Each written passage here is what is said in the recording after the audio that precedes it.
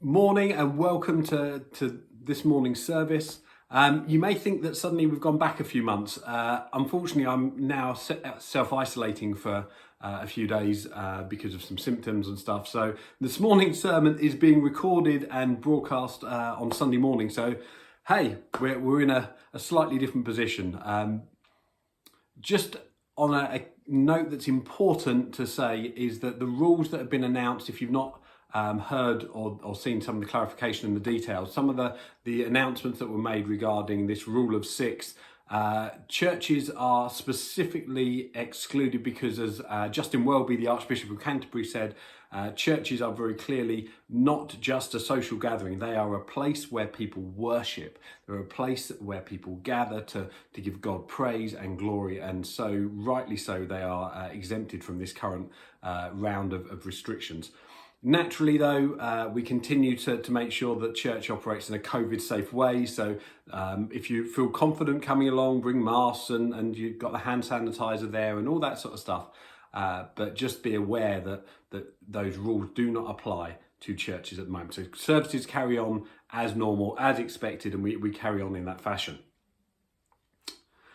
First things first is that this is part one of a two-part message. This is really important, that this morning's service, building on what Bruna said last week, and will continue this week and will build on to next week as well, is a key moment for us as a church. This is really foundational, and so therefore this is something to make sure that you catch up with, you don't miss out. So I plead with you, I encourage you, grab hold of this, listen if you need to, listen again, because the restart message that Bruna brought last week was brilliant. It set the tone, not just for us as a nation, not just as us for church, but for that real sense of what is God doing with us right at this moment.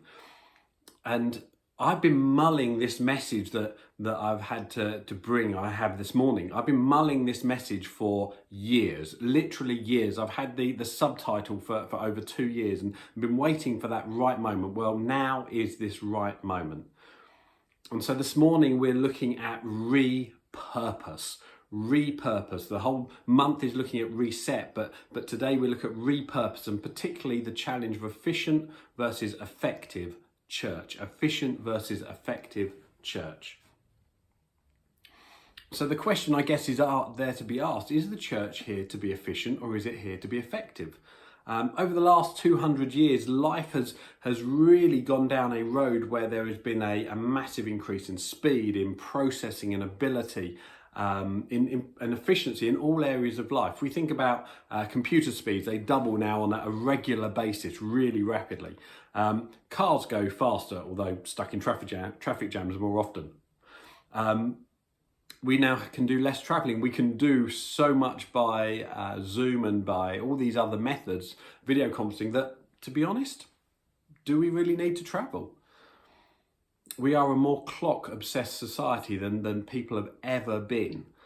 We know every moment of every day can be calculated and checked up on, and we're aware of when we're doing what we're meant to be doing and whether or not we've completed all the tasks. We can be monitored by our bosses nowadays in so many creative and new ways that it's a little bit Orwellian, a little bit scary. The same trend can be seen in church. You think about things, and these include some things that I brought into to the kids ministry while I was running it. Kids registration systems, rather than just pens and pencils and writing down names and all that sort of stuff, we now have online systems. We now have, and it's a good thing, the Church Centre app. I encourage you, look it up on your app store, download Church Centre, log into CPC, and it's an important aspect where you can then get hold of all the different things that are going on in church, and it's all in a one-stop shop. It's great, it's efficient. We can do mass email communication where we can get the same message out to loads of people. We do the same in church. If you look across the Western world, there are ever larger auditoriums, ever larger gatherings of Christians with one person preaching. One person can preach, and then it can be shared, and it can be digitally shared as well online. And suddenly one person, one preacher can reach not just 50, 100, 150 people, but thousands upon thousands upon thousands in one go. polished worship performances can be so good and so emotive and all that stuff, amazing, but it can mean that we end up unable to engage with God quite so easily when we suddenly are trying to sing that worship song without the drum solo, or without the bass guitar, or without the different instruments playing their part. In short, on one level, the church, particularly as I said in the West, have done what, if I can quote Bruce Almighty, we bless no mess. We've become in so many ways efficient to the point where we no longer see church working. We're so good with systems that we just chew through people, and we create opportunities, and we can, there are so many things we can do. But somewhere along the line, it seems that there has been a loss of effectiveness, and a loss of reality in our relationships. People can come to church on a Sunday morning, and because it's a great service and lots of good music and preaching and whatever it might be, people can plaster a smile on their face on a Sunday morning and hide the crumbling image of what their life really is behind. They can say the right thing before or after a service and then not necessarily live up to it. They can hide in different ways. The Jews first faced this challenge. It's nothing new. It's not a unique challenge to any generation, but it's a challenge that every generation faces in its own unique way. The Jews faced this, and God really took them to town. They were guilty so often of doing all the right things, but without the right heart, without the right purpose, without the deep, heartfelt reason behind it. They had drifted repeatedly towards the letter of the law rather than the spirit of the law. And God makes some pretty harsh statements regarding that. One of my favourite, but it's a challenging passage, is Amos 5:21-24. Amos 5:21-24. Let me read this out, and I'll read it. All these verses are going to be in the New Living Translation, just because it's easier when you're preaching to hear something in modern day language. It says this: I hate all your show and pretense, the hypocrisy of your religious festivals and your solemn assemblies. I will not accept your burnt offerings and your grain offerings. I won't even notice your choice peace offerings. All those offerings we talked about back in August, in Holy Days. God's saying he won't even pay attention to them. Away with your noisy hymns of praise. I will not listen to the music of your harps. In the message version, it says your noisy God music. Instead, I want to see a mighty flood of justice, an endless river of righteous living. It's a famous passage, and it's not one that's a simple one-off. It's not the only point in Scripture that we see God starts to challenge his people. Parallels exist in every single one of the major and the minor prophets. So that's 18 different books that all have examples where God directly challenges his people and the lives that they're living, and the integrity, which is a solid thing to consider, the integrity of their worship. Is it just an action, or is it integrated into their life, their heart, their purpose? What are they doing? Jesus doesn't just leave it in the Old Testament. Jesus brings this through, and it's a theme that we find running through the New Testament. Jesus' words, let's go to Matthew 5, verses 17-22, just after the Beatitudes. And Jesus here is talking to the religious people. He's talking to the people who would be in church. He's talking to the likes of you and me. And he says this, Matthew 5, 17-22. Don't misunderstand why I have come. I did not come to abolish the law of Moses or the writings of the prophets. No, I came to accomplish their purpose. I tell you the truth. Until heaven and earth disappear, not even the smallest detail of God's law will disappear until its purpose is achieved. So if you ignore the least commandment of God and teach others to do the same, then you will be called the least in the kingdom of heaven. But anyone who obeys God's laws and teaches them will be called great in the kingdom of heaven. And then here's the passage to underline and to go through. But I warn you, unless your righteousness is better than that of the Pharisees, the teachers of the law, you will never enter the kingdom of heaven. He carries on, you have heard what our ancestors were told, you must not murder, you must not commit murder, you'll be subject to judgment. But I say, if you are even angry with someone, you are subject to that judgment. If you call someone an idiot, you're in danger of being brought before the court, or if you curse someone, you're in danger of the fires of hell. Jesus doesn't suggest that the judgment passages in the Old Testament are just an aberration from what God is saying. God is there saying there is an expectation he has of how we should live. There's an expectation that we should be integrated. Our life, our belief, our actions should have purpose behind them. They should be clear as to why we do what we do and why we think what we think, and working through, connecting up everything in our lives. So then, if efficiency isn't necessarily the ideal, what's the alternative? Nehemiah, he arrives, a whole book is given over to him and his story about what he does. The exile has happened and people have started returning, and he's one of those that gradually comes back to Jerusalem because he hears that there's so many problems. He hears about the state of the walls there. And he arrives back with the clear purpose of rebuilding Jerusalem's walls, reconstructing, resetting the gates. But it's interesting to note that he doesn't set up the most efficient process. He doesn't get the local building company in. He doesn't get the correct skilled labour.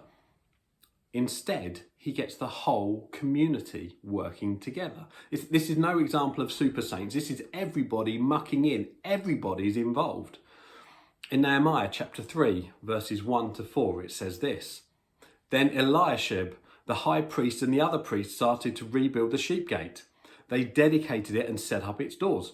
These were the priests. These were the people who were known for being holier than thou, being set apart in that sense. Well, they mucked in. They got involved. It says this. It carries on. People from the town, this is verse 2, town of Jericho worked next to them. And beyond that was Sakur, the son of Imri. So that's another family. The fish gate, verse 3, was built by the sons of Hanassanah. And they laid the beams and set up its doors and installed its bolts and bars. Meremoth, these are great names. Meremoth, son of Uriah, and the grandson of Hakkoz, repaired the next section of wall. Beside him were Melasham, son of Bechariah, and the grandson of Meshalabel. And then Zadok, son of Banah. All these different people, all these different, and there's a whole chapter of names of all these people that were involved. They weren't the best builders in the land. They were just people got involved.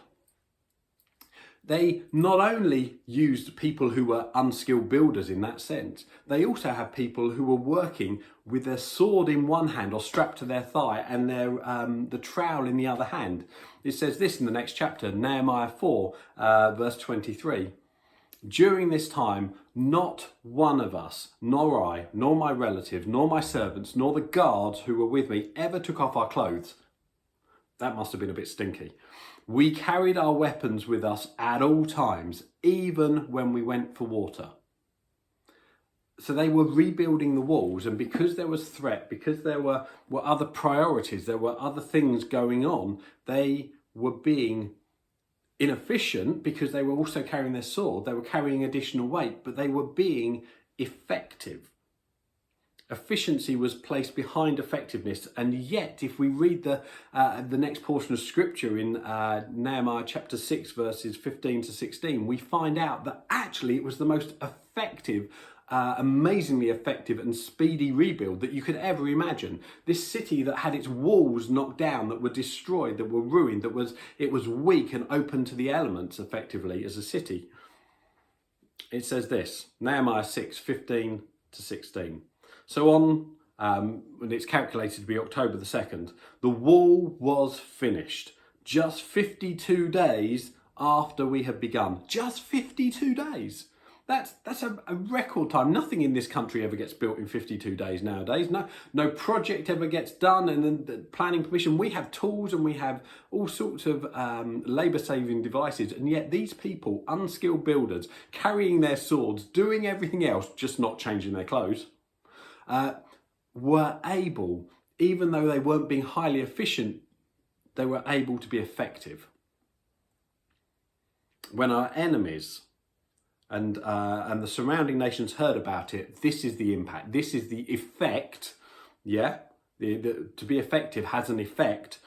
When they heard about it, those enemies were frightened. They were humiliated, and they realised that the work had been done with the help of God. See, we can do efficient. But if we do efficient, then it's down to our ability, and it's down to our strength, and it's down to our gifts and talents. And God wants us to use our gifts and talents, but when we rely on those rather than relying on God, we make efficiency the target, not effectiveness. Effectiveness is what God is all about. He desires that he would write the law on our tablets of our heart rather than on stone. You can have laws to be efficient, and health and safety and whatever else may be pushing us in different areas to try and be efficient and safe, but we must be effective. There's no point doing something just because it's the right way to do something technically. We've got to make sure that we're doing things for the right purposes. Everything else will come after that. So effective church needs to be an effective faith life as well, where our faith is integrated into every single aspect of our life, our actions, our church, and therefore we need purpose. We need to know what we're trying to do. And that needs applying to the church. What is our purpose? Where are we going? What are we actually here for? Why does CPC exist? Those are some pretty huge questions that we've been grappling with and praying over and seeking God over these last months and in this process that we've been on. So let me take you to 2 Kings chapter 22, and as you open that up, I'll give you a little bit of a context of what's going on. Hilkiah, the guy that we're going to mention, he wasn't a superstar. He was simply the high priest under King Josiah, a king who came to the throne aged 8. So he wasn't particularly experienced. He didn't have his whole entourage set up. He lacked experience, but he had a good heart. His father had been a bit of a idolater. Things hadn't gone entirely right, and actually was assassinated. So Josiah wasn't facing the greatest of starts. When he was 18, so 10 years after he came to the throne, he challenges and resources Hilkiah to go and tidy up and sort out the temple, to go and just to give it a sort out. The temple at that point had become full up of clutter, idols that had been put in there at different points, rubbish that had been collected, things that just have been piled up. And where shall we put this? Oh, well, let's put it in the temple. We don't know what to do, we'll put it in the temple. Churches are always like that, aren't they? It's amazing how people often think that you can just put anything in church. Oh yeah, I'll drop it off, the church wants it. It's broken something or other. Oh, I'll put it in church. If you've got stuff that you want to bless someone with, give it to a charity shop, because actually that's a direct blessing. Most of the stuff that seems to over the years have been dropped off at church has always been taken to a charity shop. We just end up having to do it. I encourage you, do it direct, because actually that's the right thing to do. But Hilkiah starts clearing out the temple. He starts decluttering. He starts tidying it all up.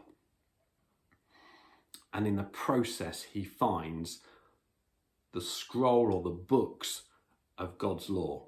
He rediscovers God's law. This law that is vital and is so important had been lost. It's amazing how sometimes the most powerful and important things can get lost.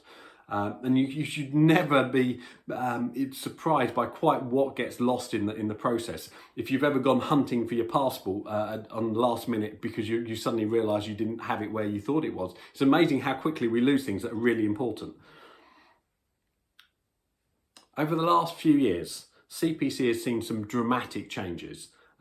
New buildings. My goodness, we've got the maltings, the warehouse, along with using Basecamp now on a regular basis again. We've seen staff changes, changing things round. We've seen increased costs. Yes, taking on the buildings and the maltings has increased our costs. We've also seen COVID, which has been probably one of the biggest impacts and challenges, as Bruno illustrated and talked about last week, to the church. And it creates a moment for us to reconsider what we're trying to do. 5 years ago, literally 5 years ago today, I was appointed the first new elder within CPC for almost 20 years. Something that was a challenge and has been a big step and was a big step for me, and something that was a real honour, with a huge responsibility that came with it. But you look and say, well, now we're also in the process of this year bringing on and re-establishing a new eldership. There's 4 of us so far, myself, Mike Collins, Bruno Willing and Stephen Ojo, 4 of us. But that's not it. That's not the end of it. We're not the finished article. We're still got our eyes open. We're still trusting God that there's another 1 or 2 people that we want to bring on. But we have spent time, much time over this season of lockdown and weird COVID time, praying, fasting, seeking God, trusting Him, listening, reading, pondering for the answers to those big questions. The big questions of what's our purpose, where are we going, what are we actually here for, and why does CPC exist? We wanted to hear God. We don't want good ideas, we want God's ideas. And I spent a long time trying to dig through the archives of CPC, trying to find all the old documents about who we are and where we're going and our purpose and stuff that I could remember, but I wanted to find the originals. I wanted to do a Hilkiah and re-find those amazing documents that are originally there. And in chatting to a couple of people, Bob Russell managed to dig out of his loft, I think it was, the original 101 membership pack that includes not only the statement of faith for CPC, which is an epic statement of faith, but it also includes the vision that God first brought to CPC in the early years when Tom had first arrived, and it was and is the vision for the church. It is the purpose of the church. It is the foundation stones of the church that we see. And it was like Hilkiah's rediscovery as I got that pack and started going through it. And I think it's dated, that particular pack's dated 2004, but it's from the original stuff is from literally the turn of the millennium. 2 Kings chapter 22 verses 8 to 11 says this: Hilkiah the high priest said to Shaphan the court secretary, I have found the book of the law in the Lord's temple. And then Hilkiah gave to Shaphan the scroll and he read it. And Shaphan took the scroll to the king and reported, your officials have turned over the money collected in the temple of the Lord to the workers and the supervisors of the temple. And Shaphan also told the king, Hilkiah the priest has given me the scroll. So Shaphan read it to the king. And this is the crunch moment. And when the king heard what was written in the book of the law, he tore his clothes in despair. He tore his clothes in despair. He realized that there was stuff that they had not been doing. There was stuff that had been missed, stuff that should have been done, important stuff, and yet it had been missed. These foundational visions and statements of faith for CPC have existed and have shaped the church for the last couple of decades or more. And then it was there in front of us, and we took time as elders to challenge, to ponder each statement, to consider the words. And we saw how far we have come as a church in the last 20 odd years, but also how far we still have to go. Checking those words, making sure that we didn't just say, oh yeah, that's fine, we found it, but actually to realise and to stress test effectively those statements that we found has been a real challenge. And it's a blessing, but it's also, as I said, a proper challenge for us. So what is this vision? As we start to come to the end of the sermon, this is why I said this is a 2-week message, and it's going to be way more than that in terms of how this impacts us as a church. But this is the vision, this is the purpose, this is the thing to hold on to. We believe that it is God's will to build a large, outward-looking church, one that is strong in membership, growing in maturity, dynamic in ministry, dedicated to mission and awesome in worship. And with God's help, we will achieve these goals. That is the purpose. That is the heart. And there's a whole chunk of stuff that comes after that to flesh it out and to give a little bit more padding to this. So I can't unpack it all in a single sermon. That would be absolutely insane. This is the foundation of the church. Jesus absolutely is the cornerstone, but how do we build and structure the church, and how do we measure and keep on target what we're doing comes down to this. So next Sunday, I will put some more flesh on the bones. I'll start to expand and explain it. If you've been around for a decent number of years, you may well have heard those phrases and they may be familiar to you. Great. Don't switch off. Actually, this is important. We need to get this back into our language. In the same way, if you've not heard them before, you're going to become familiar with these passages, these phrases. We've today posted out on social media this vision, a statement, a couple of page document that gives the vision, gives the dream, the fleshed out detail for you to take and to pray and to ponder through. And it also on the other side has the structure of how we will manage the process of working towards this and fulfilling this, our structure as a staff, because it's important for people to know. If you have questions, please come back to us. If you see something you don't understand, we want to talk. We're in the process of attempting to start to rebuild that heart of relational connection between us all as the church, because that's vitally important.